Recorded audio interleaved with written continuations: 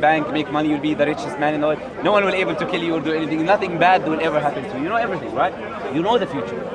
Prophet Muhammad made claims and predictions about the future. For example, he said there will come a time where the Bedouin, barefoot Arab men will be competing in tall buildings. Where is the tallest building in the world today? Burj Khalifa in Dubai. You know who's competing with them? Saudi Arabia. So you have two Bedouin Arabs competing in the tallest building in the world, and a man made the statement that these Bedouin Arabs will be competing in tall buildings 1500 years ago. 1500 years ago he made this claim. Prophet Muhammad actually spoke about the countries that will become Muslim by name. He said that Islam will spread to Egypt, Islam will spread to Syria, Islam will spread to Jordan, Islam will spread to Pakistan, Islam will spread to India, Islam will spread to India, Islam will spread to Constantinople, Turkey, present-day Turkey, your country, you know. So he already speaks about you, you know. He said Islam will spread to East and West. But you know what's surprising in this claim? That when he was making this claim, he had 30 followers. Okay? These 30 followers were being prosecuted by the other worshippers. And he's telling them, look, you're going to conquer this land and this land and that land. An atheist historian, he said this is paramount to some Eskimos in the Eskimo, you know. And then saying we're going to conquer USA and Russia. Is it possible? 30 Eskimos with a leader Eskimo doing like overcoming USA and Russia. It's impossible, right? Prophet Muhammad, he said, you will overcome Roman and Persian Empire. The two biggest empires, to these 30 followers being prosecuted, being spit at, being whatever it is. He's telling them that. And today it's a factual reality. He even named the name of the Persian and Roman king that will die and will be the last Roman and Persian king. Prophet Muhammad said, near the end of days, time will come close. A year will feel like a month will feel like a week will feel like a day, and a day will feel like an hour.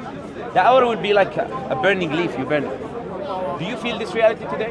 Do you feel time anymore? You just pick up technology, any technological device, you don't feel time. But not only that, in travel distance as well. You used to take 2 months to get to a different country. Today, 2 hours you're there. So he's talking about this 1500 years ago. The books, the cars. Prophet Muhammad made these predictions 1500 years ago. But what's interesting, which I want to highlight here, is the paradoxical predictions of the future. If you're lucky guessing, will you say two things against each other will happen? This thing and this thing against it will happen at one time. It's a paradoxical prediction, but Prophet Muhammad made that. He said that pen will prevail, writing will prevail, widespread. As we see today, you just pick up your phone, you have all the books in the world, you know? But not only that, he said that ignorance would spread. Back at that time when they were writing, right? When they used to write, they used to hold writings in value. So they used to actually be educated if they're writing something. Today we have tons of books, that's why we don't care. He said that writing and ignorance will spread. It's a paradoxical prediction. You understand?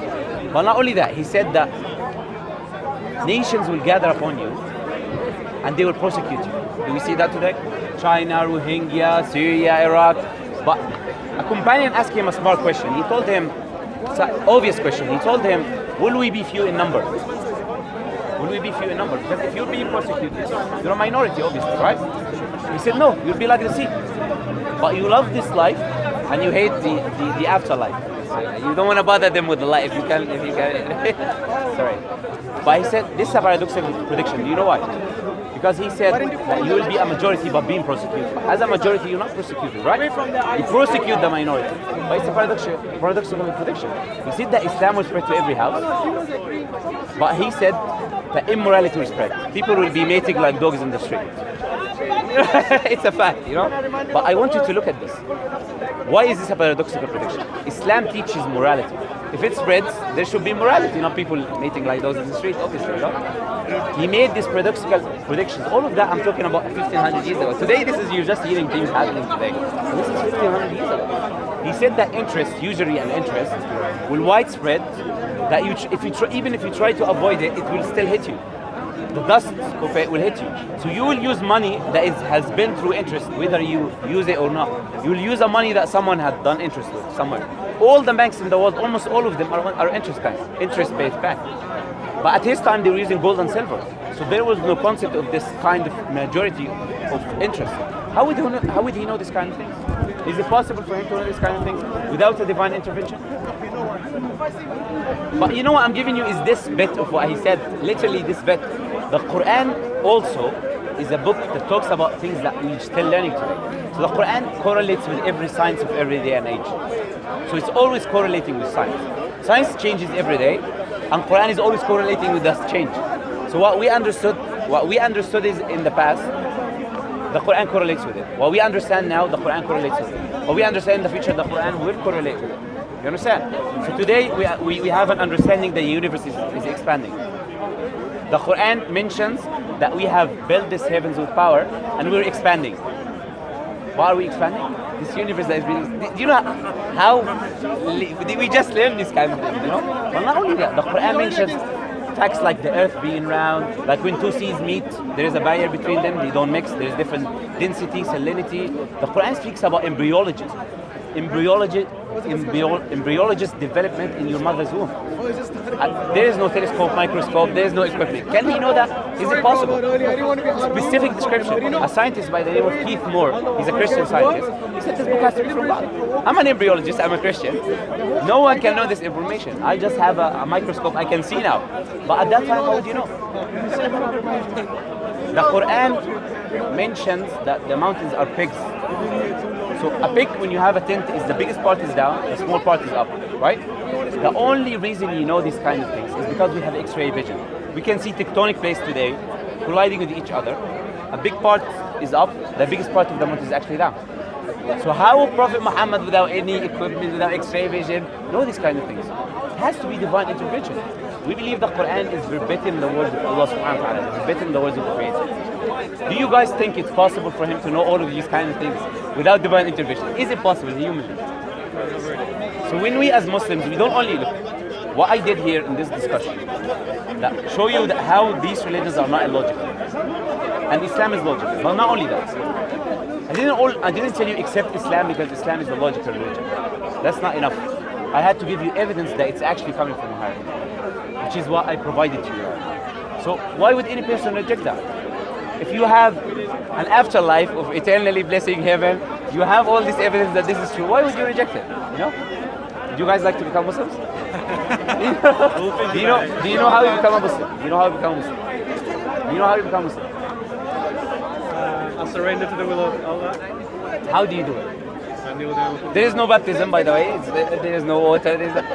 How do you do it? It's just two statements that you believe. Based on what I told you, do you believe that Allah is one God, right? God is one, Allah. You believe that Prophet Muhammad is a prophet, based on what I told you, right? That makes you a Muslim. A person who says, I bear witness that there is no God except Allah, Prophet Muhammad is a prophet of God, is a Muslim. The last prophet. Then, yes, prophet of God and the last prophet. If you believe that, you're a Muslim. Then you take everything step by step. You research, you take your time research it, you learn to pray. This is all comes. If you have things that Islam tells you not to do, you take your time leaving it. I have a friend who's spent 7 months drinking alcohol, he's Irish, until he stopped. You know, because he couldn't, right? He became a Muslim. 7 months he kept drinking alcohol. No one told you straight away, start praying 5 times a day. No. But when you do these statements, you give the rights of God to him. You don't ascribe with him any partners. You give him his rights. You understand? So you don't say, I will deny you for creating me, giving me everything that I have, you know, that I had no intervention in. All these blessings that we have, this breathing that we have, this heartbeat, 1,000 heartbeats on a daily average. You have to thank him at least 1,000 times for that. But this is only the heartbeat. Imagine everything, you know? So when you make this statement, you give him his rights. What will stop you from doing that? And this statement will take you to paradise. If you die upon this statement, it will take you to paradise. But if you make wrong things and sins, obviously if you don't repent from them, you don't return the rights to people, you will be punished for them, but you will enter paradise. You know why? Because you did not ascribe partners to God. You did not give his rights of creating you and all blessings to someone else, to a cow, for example, or to no one, you know? You gave him his rights. And in this paradise that we talk about, you have anything you want. The Quran says, لَهُمْ مَا يَشَاءُونَ فِيهَا. Whatever they want, anything you think about is there. You know? What will stop you from not accepting something like this? I know, probably putting you on the spot. But still, if the truth comes to you, why would you reject it? If I know your jacket is black, I'll say your jacket is black. How do we know it's the truth though, man? I give you evidence. So I'm not just telling you this is the truth. Accept the truth. No. I'm giving you evidence that actually it's impossible for anyone to know these kind of things, except if he has divine intervention. So that's why we're Muslims today. The reason we're Muslims is because we have evidence that Islam is the truth. You don't just come and say, my friend, Jesus died for your sins, he loves you, believe. It doesn't work this way. She knows that she's from a Christian, man. She knows what I'm talking about, This is what happens, right? This is what happens. That's why people have a disattachment of religion as well. Because I'm not saying I'm a Christian. I know you're from a background, you're not Christian. I'm telling you, other people, they have that. Because they had this experience. I had a guy cursing Christianity at least 100 times in our conversation. Every time he says, I don't want to talk to you about Christianity, because of his experience. Obviously, this is not all Christianity, this is not all Christians. But this is why they come to you, tell you Jesus died for your sins, Jesus died. You know why? Because he cannot show you Jesus today healing the sick and the blind, right? Or raising the dead. We believe in him as a prophet. His miracles were empirical for his people. Makes sense, right? But today we have an evidence of Prophet Muhammad, who also glorifies him, accepts him as a major prophet of Islam. Mary has a whole chapter about her in the Quran. We accept it. But what would stop any person from accepting it? You guys just say two statements with me, you become Muslims, that's it, Then you go home happy. I go home happy as well, Why do you think, guys? I'm happy as right now living my life. I don't really need a religion to... So I agree with you completely, 100%. I'll ask her what you think. You want to become Muslim? No. Okay. I don't want to become anyone. Okay. So you're happy as him? Yes. As long as I'm living a happy life, I don't 100%. think... 100%. So I'll ask you both of you a question. So if you both of you say you're living your life, right? When are you going to die? What day? Which day both of you are going to die? If you don't know, and this a fact as I gave you evidence for, and you're going to die, you meet your creator. Are you ready for that? I don't know there's a creator. Sorry? Yeah, how do you know there's going to be a creator on that? Based on what I give you. So I'll give you an example. If I make a 20 prediction, a 20 specific prediction that is going to occur tomorrow, right? And then you see tomorrow, all of them occurred. And then I make a prediction of 2 years later. You will believe me even it's still not 2 years later. Prophet Muhammad, when he made a predictions about things to pass, we saw them occur, so we believed him. So when he made a prediction about an afterlife, we believe him because we already saw these kind of things happening. You understand what I'm saying? So based on the evidence that Prophet Muhammad is a prophet, we know that there's an afterlife. Based on that, he could not be otherwise than a prophet. He has to be a prophet. There has to be an afterlife. The Quran says every day Allah shows you a sign of afterlife. Every day you see it. When you go to sleep, you have a brain stem. It's responsible for consciousness. When you go to sleep, right, your brain stem becomes inactive. You're dead from the scientific understanding. You're dead. But you still see dreams, you experience reality, you hear things, you remember things when you wake up. So that's to you a sign of afterlife. Your brain stem is inactive, but you're experiencing things. Every day you do that. Every day you do that. Sleeping. But how do you know you'll wake up?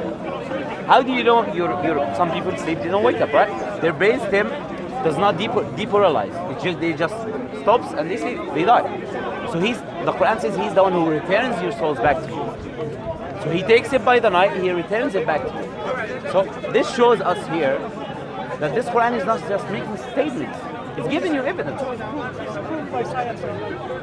But obviously the Quran says something which is very important. It says there is no compulsion in acceptance of faith. So what we do here is called Dawah. Dawah, it means conveying the message of Islam. The only thing I'm going to gain from you guys here becoming a Muslim is what?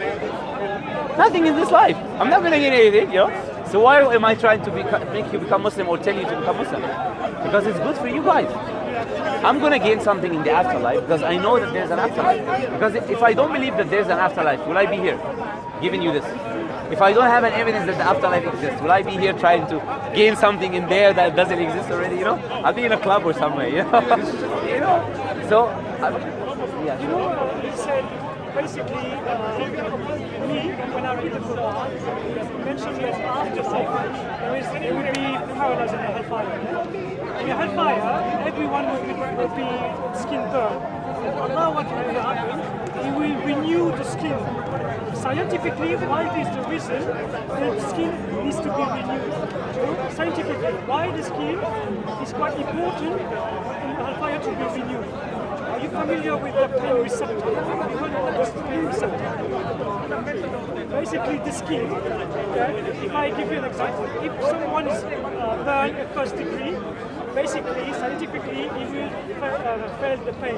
Yeah? Second degree, does he feel the pain? Third degree, does he feel the pain?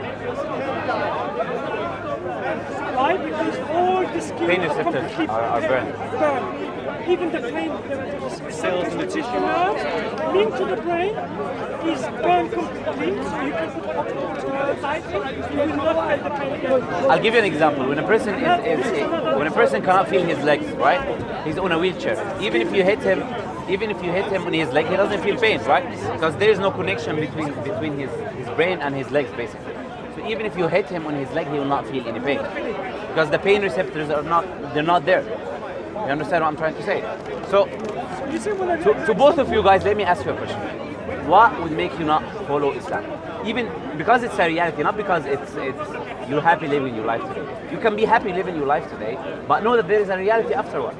What would make you not say two statements that will enter you into a fold of Islam, into giving the Creator's right to Him? What is the reason stopping you guys from doing it? I don't think there should be a set of rules to tell you how to live your life in order to go to an afterlife. Like, to be accepted Sure. by All right. Let's agree with that. Let's agree with that. Okay, Allah gave you free will, right? Let's try to have this premise. There is no rules, right? Even though you're following rules There'll of be men, mayhem around it, even yeah. you have laws of men that you follow today. But let's say there is no rules. Why is killing bad? He was born knowing right and wrong. He was born knowing that. So if I kill you, it's fine. No, it's bad. Why? If there is no one that says morality, objective morality, there is no right and wrong. But It's just opinion. I've never read a scripture in my life. I'm born knowing right from wrong. I don't need scripture to tell me any difference. I haven't read scripture in my life. So You don't have to. You don't have to. If you died before hearing the message of Islam, you have a different test on the Day of Judgment. But today you have the message of Islam. I'm giving you the message that is as a guidance for you. It's something that is guiding you. I will make a challenge for you guys. And this is a big challenge here. Highlight one problem in today's society that Islam doesn't solve. Just one. I'll tell you, doesn't solve. One problem.